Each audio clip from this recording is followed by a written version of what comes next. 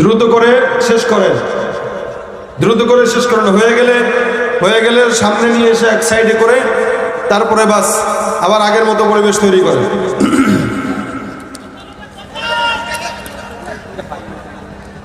বেশি বেশি দিয়ে মাদ্রাসা এটার অবস্থা দেখলাম আমরা মোটামুটি নাজুক অবস্থা, এরপরও দেয়াল উঠেছে, এখন অনেক কাজ বাকি।